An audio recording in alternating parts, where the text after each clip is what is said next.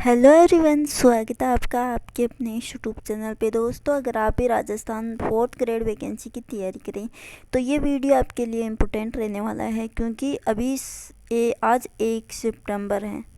ठीक है, आज 1 सितंबर है और 17 सितंबर को आपकी एग्ज़ाम है। तो टोटल आपके पास आपके 19 सितंबर से आपके एग्ज़ाम है। 17 दिन आपके लिए बचे हैं। 17 दिन आप के पास अभी बच्चे हैं। 17 दिन में ऐसी क्या आपको रणनीति बनानी है कि आपका इसमें सिलेक्शन है वो 100% हो जाए।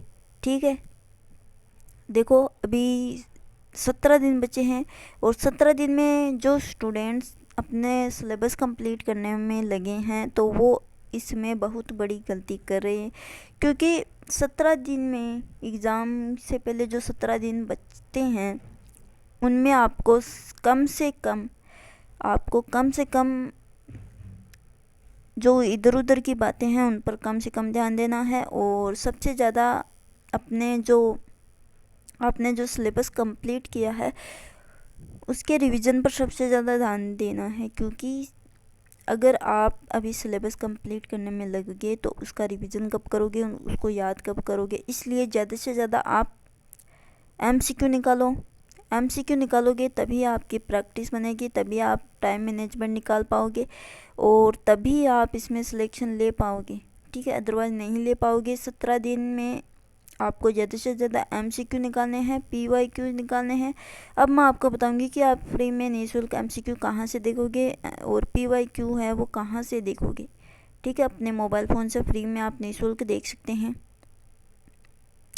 और ज़्यादा से ज़्यादा आप जो स्टूडेंट है वो ये गलती करते हैं कि वाईटी जो यूट्यूब है उसमें ज़्यादा से आप बहुत ज़्यादा टाइम वेस्ट कर रहे हैं, क्योंकि जो महा मैराथन होती है उसमें 12-12 24-24 घंटे तक आप क्लासेस देखते रहते हैं और वो एक ही सब्जेक्ट की क्लासेस लगाते हैं। इसलिए आप बाकी सब्जेक्ट को टाइम नहीं दे पाते हैं और एक ही सब्जेक्ट में लगे हैं, तो आप बहुत बड़ी गलती करें।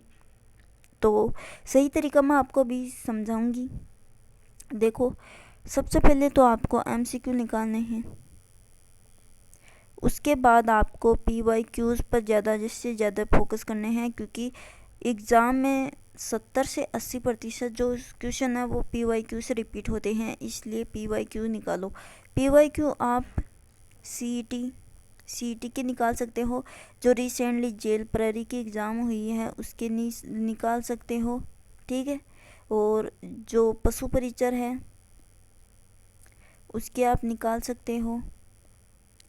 और रिसेंटली बीएसटीसी और पीटीईटी की जो एग्ज़ाम हुई है उसके आप निकाल सकते हो। इनसे आपका क्वेश्चन है वो बाहर नहीं जाएगा। सीईटी में आप 12th लेवल और ग्रेजुएशन लेवल दोनों के आप निकाल सकते हो। जेल प्रहरी अच्छा एग्ज़ाम था और इसमें भी राजस्थान जी के हूबहू ऐसा है जो आपके 4th ग्रेड में है। ठीक है, 4th ग्रेड में आपको इन सब में पीवाईक्यू निकालने हैं। एमसीक्यू आपको निकालने का एक तरीका बताती हूँ कि मान लीजिए आपने मृदा टॉपिक पढ़ा। सबसे पहले आप मृदा को एकदम अच्छे से दिमाग 2-3 बार उसको रीड कर लो, याद मत करो, बस 2 से 3 बार उसको रीड करो, फिर मृदा के एमसीक्यू निकालो। देखो आपके ना 50 में से आपके 40% तो ऐसे ही सही निकलेंगे और आपका जो 40% क्वेश्चन सही होंगे तो आपको कॉन्फिडेंस आएगा। ठीक है, तो ऐसे करके आप हर टॉपिक के एमसीक्यू निकालो। पहले 2 से 3 बार पढ़ो उसको, फिर एमसीक्यू निकालो, आपके क्वेश्चन सही होंगे और एग्ज़ाम में आपके ऐसे जो क्वेश्चन है वो आपके बार बार रिपीट होंगे। ठीक है, तो आपका इसमें सिलेक्शन का चांसेस है वो बढ़ जाता है। नेक्स्ट पॉइंट है ओमार सीट को भरो। जो आपकी ओमार सीट है उसको प्रैक्टिस करो। देखो, एग्ज़ाम हॉल में 5 गोलियाँ पहले 4 आते थे, अभी 5 भी आ रहा है, ई गोला भी आ रहा है। मान लीजिए इन चारों में से आपको कोई सा भी क्वेश्चन नहीं आ रहा है तो आपको ई को गोला करना पड़ेगा। अगर अदरवाइज़ आपकी जो आप इसको छोड़ दोगे तो आपका 1/3 नेगेटिव मार्किंग है वो किया जाएगा। अगर आप 10 क्वेश्चन ऐसे ई को गोला किए बिना छोड़ देते हो तो आपकी कॉपी है वो भी चेक नहीं होगी। इसलिए आप ई को गोला करो। और अगर आपको ये चारों में से सही क्वेश्चन आ रहा है तो आप इसमें गोला कर सकते हो, अदरवाइज़ आप ए को गोला करना। अगर आपको चारों में से कोई सा भी नहीं आ रहा है तो आपको ए को गोला करना है, ठीक है। वो मार्कशीट भरोगे ना, जैसे आप टेस्ट दोगे, ऑनलाइन टेस्ट हो गई, चाहे मॉडल पेपर, जो एग्ज़ाम जो मार्केट में आजकल बहुत सारे मॉडल पेपर आते हैं 4th ग्रेड के, 10-10 15-15 मॉडल पेपर आते हैं, तो आप उनमें मार्कशीट भरोगे तो आपकी इसमें प्रैक्टिस है वो अच्छी हो जाएगी। टाइम मैनेजमेंट भी आपको विशेष ख्याल रखना है। अब हम बात करेंगे कि आप 17 दिन में ऐसा क्या करो कि आपका सिलेक्शन हो जाए। देखो, आपको टारगेट 80 क्वेश्चन का चलना है। अगर आपके 80 क्वेश्चन सही हो रहे हैं तो आपका इसमें सिलेक्शन है वो 100% हो जाएगा। इसमें कोई भी नेगेटिव मार्किंग है उसको ध्यान में रखकर आप 80 क्वेश्चन सही कर दोगे तो आपका इसमें सिलेक्शन हो जाएगा। चाहे आप किसी भी कैटेगरी से हो, कोई भी मायने नहीं रखता है, आप ज़्यादा से ज़्यादा क्वेश्चन सोल्व करो, ठीक है। और 1/3 आपकी जो नेगेटिव मार्किंग है उसका विशेष ख्याल रखना है, क्योंकि अगर आप ऐसे करके 5-6 गलत कर दोगे तो आपके कितने क्वेश्चन सही हैं वो भी गलत हो जाएंगे। इसलिए आप ज़्यादा से ज़्यादा MCQ निकालो, टेस्ट तो प्रैक्टिस सेट लगाओ, ठीक है।